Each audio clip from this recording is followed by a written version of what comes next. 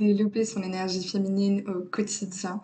Pourquoi est-ce que c'est si important et quelles sont mes 4 façons, que je vais te présenter aujourd'hui justement pour, augmenter, développer ton énergie féminine? Et il y en a évidemment beaucoup plus, mais, je vais te partager en fait celles qui sont faciles à mettre en application dans un quotidien bien rempli.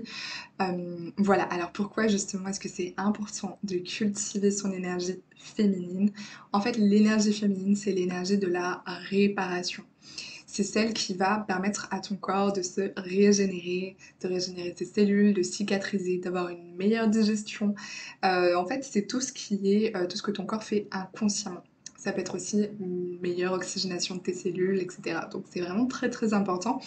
Et puis c'est aussi cette énergie-là, si on connecte avec quelque chose de plus subtil, de plus énergétique, c'est avec cette énergie-là que tu vas recevoir en fait tout dans ta vie, c'est-à-dire de l'inspiration, de la créativité, ton intuition, parce que l'intuition c'est des messages que l'on reçoit, que l'on perçoit. Tu vas aussi pouvoir avoir plus de miracles dans ta vie, plus de choses extraordinaires. Parce que quand on est dans une énergie plus de yang, donc masculine, on est plus dans le contrôle, et on cherche en fait à savoir comment les choses vont se dérouler. Et sauf que en fait, quand on fait ça, on le fait à partir d'une énergie de je connais. Parce qu'on ne peut pas en fait imaginer quelque chose que l'on ne connaît pas déjà. Donc finalement, tu vas recréer toujours les mêmes choses et tu vas t'attendre à du nouveau en faisant du pareil. Et ça n'est pas possible. Donc en développant le féminin, justement aussi cette énergie féminine, tu vas pouvoir t'ouvrir à la nouveauté, pouvoir recevoir aussi davantage d'informations de l'univers, de signes, de synchronicité, de rencontres que tu aurais pas vu en fait si tu étais trop dans le masculin, si tu étais que dans le masculin.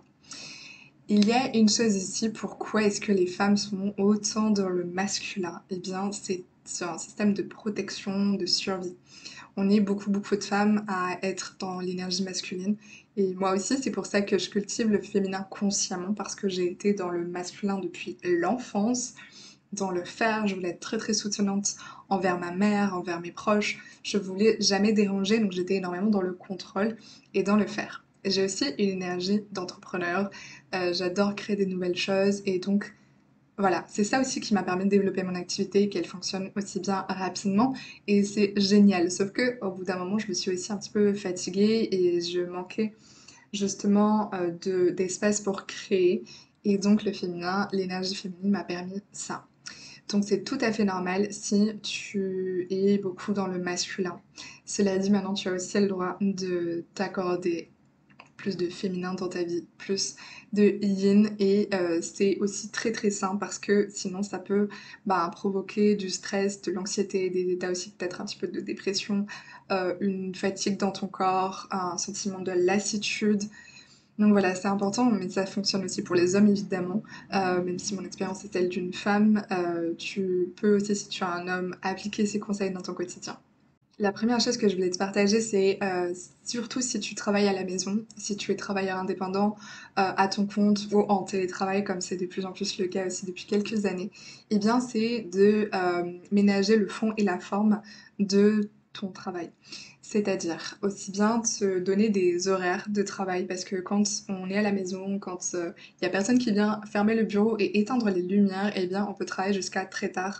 Et je ne te conseille absolument pas de faire ça, à moins que tu sois quelqu'un de soir par exemple, que tu commences plus tôt ta journée. Ça, c'est vraiment adapté à toi. Il y a des personnes qui sont plus du matin, des personnes qui sont plus du soir. Donc à toi à connaître aussi les moments où tu es la plus créative, où tu es le plus dans le flow, où tu arrives à davantage te concentrer. Donc voilà, mais en tout cas, que tu sois plus du matin ou plus du soir, veille à avoir aussi des routines de travail et quelque chose où je commence à telle heure et je termine à telle heure. Évidemment, il peut y avoir la flexibilité aussi là-dedans, ne pas rester rigide, ce serait l'inverse de l'énergie féminine.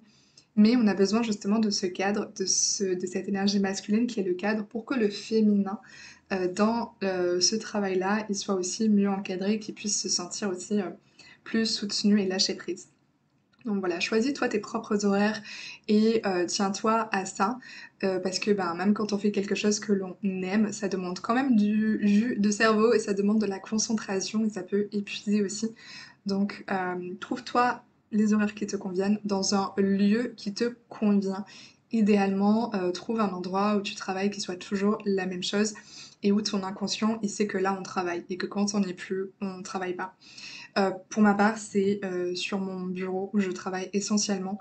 Je ne peux pas travailler dans mon lit, je ne peux pas travailler sur mon canapé. Parfois, je travaille dans la cuisine, mais c'est quand même assez rare.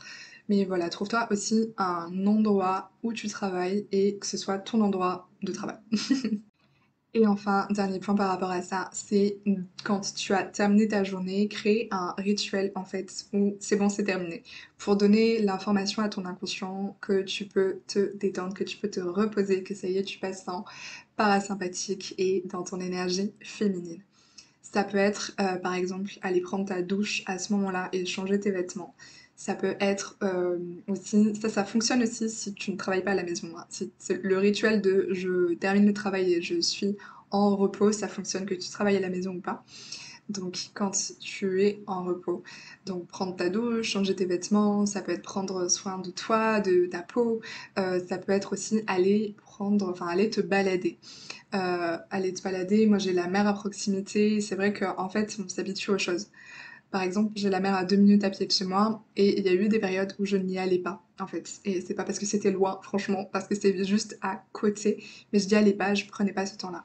Et quand je prends le temps, mon énergie est complètement différente. Je me sens bénie d'être en vie, je me sens bénie d'être ici. Je ne prends rien pour acquis.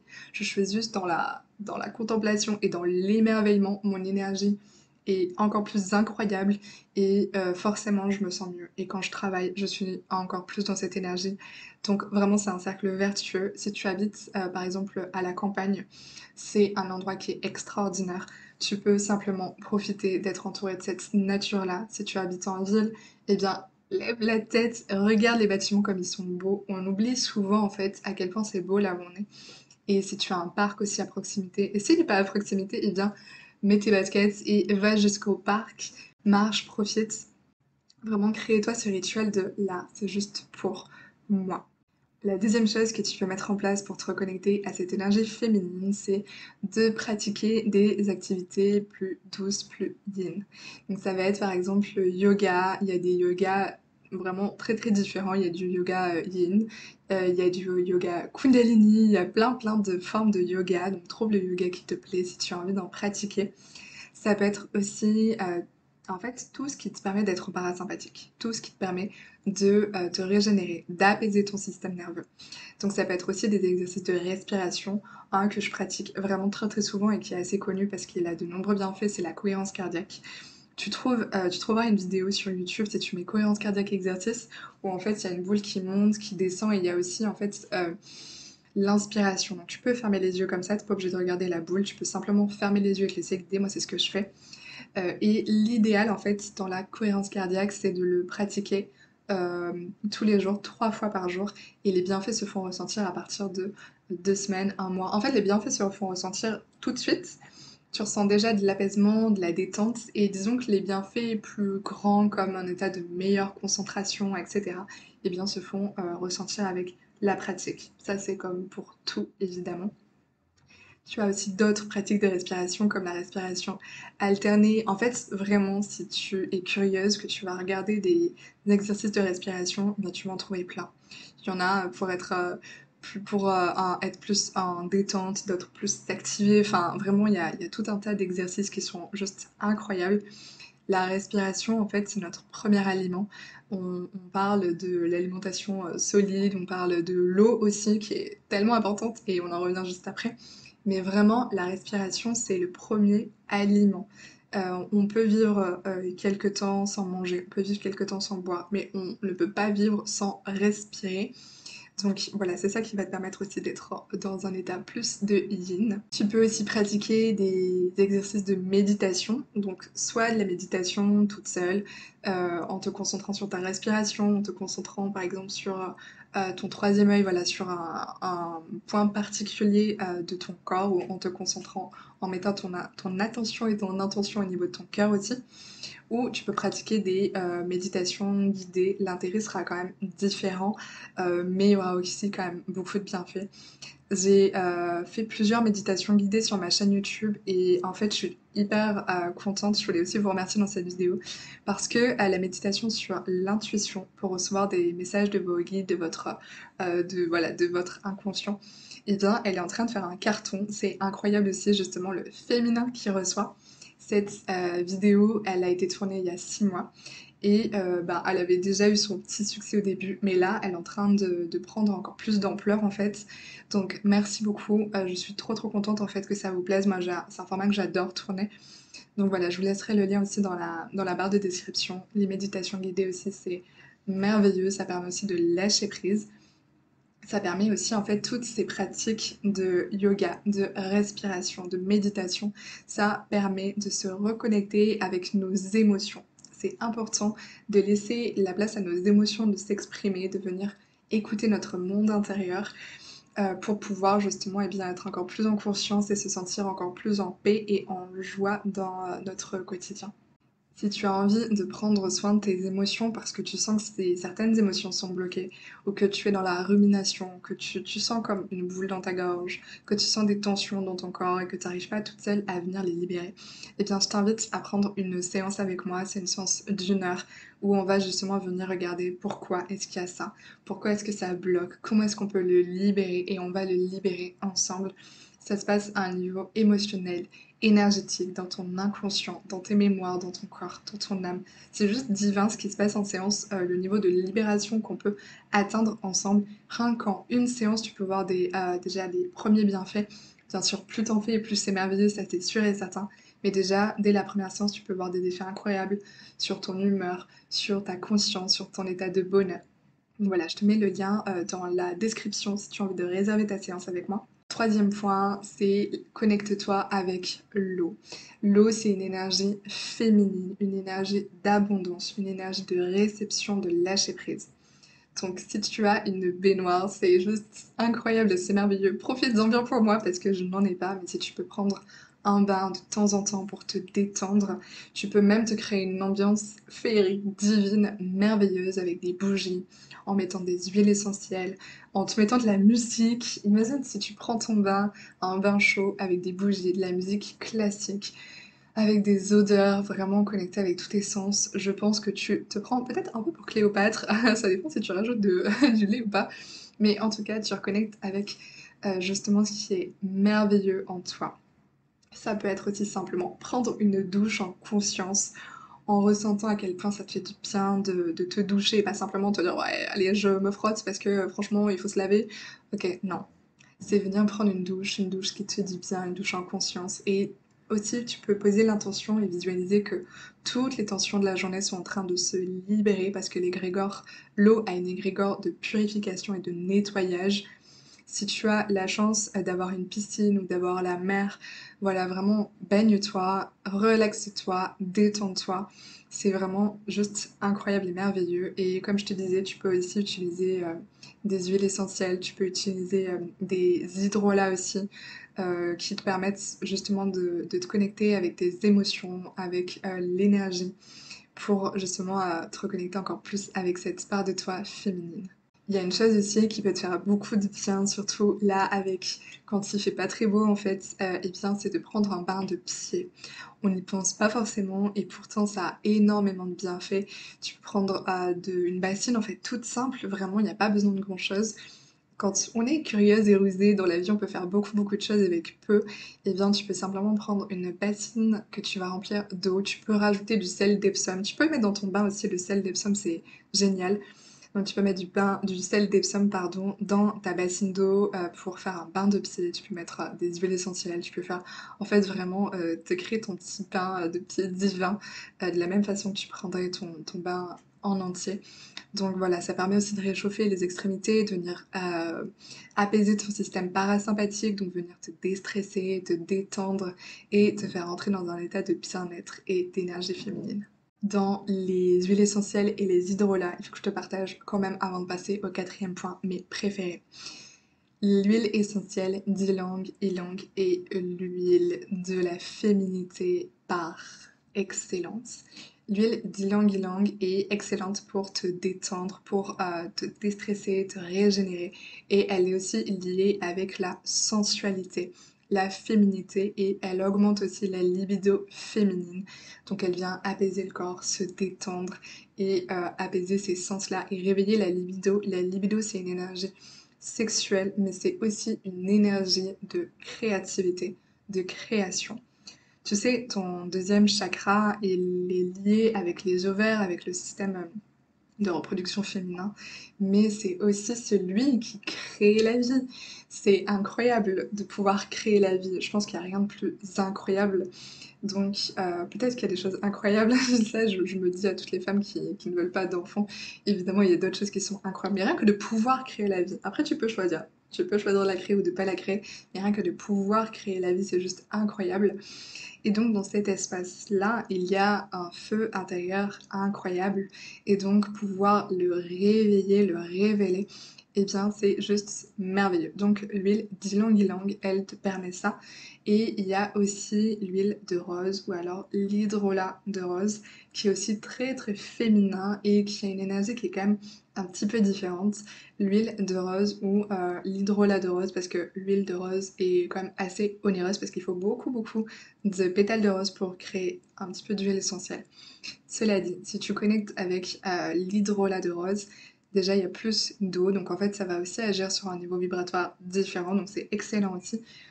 Moi je m'en mets sur le visage, mais tu peux aussi la consommer, il faut faire attention qu'il n'y ait pas, qu'elle soit vraiment pure en fait, qu'il n'y ait pas d'alcool dedans. Donc tu peux la mélanger avec un verre d'eau par exemple pour avoir voilà l'effet au niveau de tes cellules, au niveau de l'intérieur de ton corps. Mais rien que l'asperger sur ton visage, prendre le temps de ressentir, de respirer cet hydrolat-là, c'est incroyable. En fait, ça va vraiment te permettre aussi de te connecter à l'amour de toi et à l'amour universel. En fait, la rose, elle est là pour donner l'amour à toutes les personnes qui sont prêtes à le recevoir. Si tu n'es pas prête, peut-être qu'elle va te déranger. C'est pour ça aussi que l'hydrolat est plus léger, donc ça va te permettre de te familiariser davantage avec.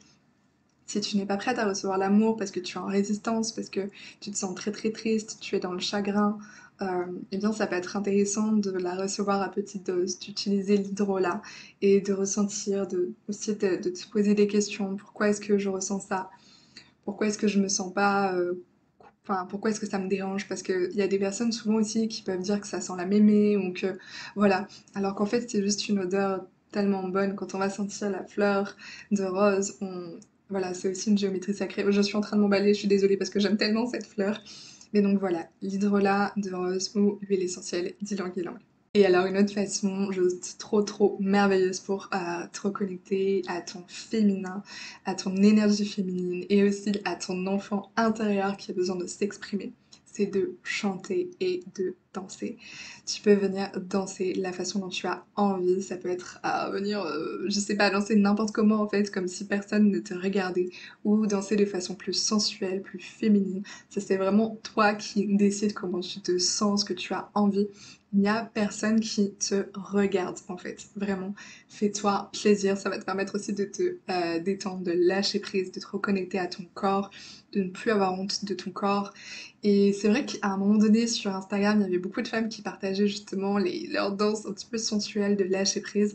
Je pense parce qu'on avait aussi besoin de transmettre ça, de montrer que c'est possible, de libérer en fait tout ça, parce que bah, évidemment tout ce qui est en lien avec le féminin aussi, on le garde pour soi, c'est notre monde intérieur, etc.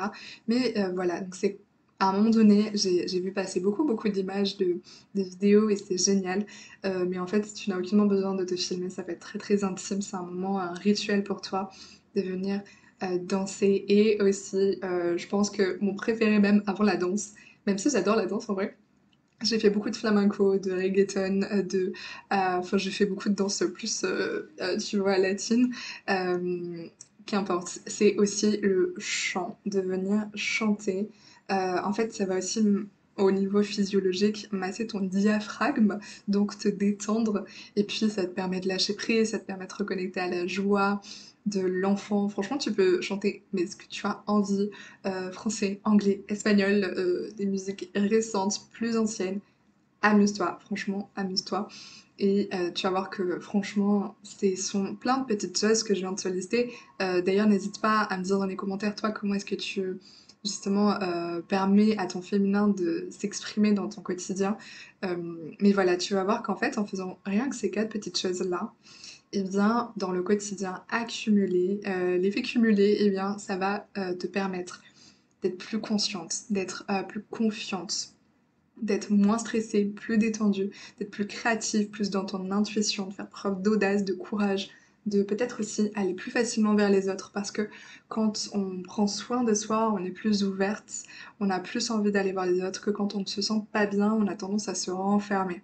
Donc, si je devais donner un petit bonus à cette vidéo aussi, ce serait d'aller connecter de cœur à cœur, rencontrer ta famille d'âme, aller rencontrer des personnes avec qui ça match, avec qui tu sens que tu peux aussi venir te déposer, venir te confier, venir partager tes rêves. Donc voilà, c'est un petit bonus, mais prends soin de toi, de ton énergie féminine, c'est vraiment une énergie qui est très très précieuse. Et puis, il y a aussi un dernier petit point par rapport à la danse. C'est que en fait, quand tu viens bouger, ça peut marcher aussi avec le yoga, et bien, c'est qu'en fait, au niveau des hanches, il y a beaucoup d'émotions qui sont stockées. Donc, quand tu viens danser, quand tu viens faire certaines pratiques de yoga, d'ouverture des hanches, eh bien, tu vas voir en fait que ça va libérer des émotions. Donc, si tu ne sais pas pourquoi, en fait, quand tu danses ou quand tu fais du yoga, il y a des émotions qui montent, peut-être des pleurs, bah, en fait, juste laisse, c'est que ton corps, il est super intelligent, ton corps, il sait comment faire. Tu n'as aucunement besoin de mentaliser, tu as aucun besoin de comprendre qu'est-ce qu'il se passe à ce moment-là. Juste, tu es en train de libérer des choses. Donc, laisse faire, ton corps est super intelligent, fais-lui confiance, fais-toi confiance. Et puis, pour qu'on s'inspire ensemble, qu'on s'élève ensemble, dis-moi dans les commentaires, toi, comment est-ce que tu cultives cette énergie féminine-là? Comme je te disais, je t'en ai partagé 4 plus un bonus, mais il y a tellement aussi d'autres façons de cultiver cette énergie-là, de se ressentir, de se reconnecter à son énergie divine, à sa féminité merveilleuse, sacrée et très très précieuse. Donc voilà, dis-moi dans les commentaires, toi, comment est-ce que tu mets ça en place? Et on se retrouve très prochainement dans une nouvelle vidéo. Je t'embrasse. Ciao!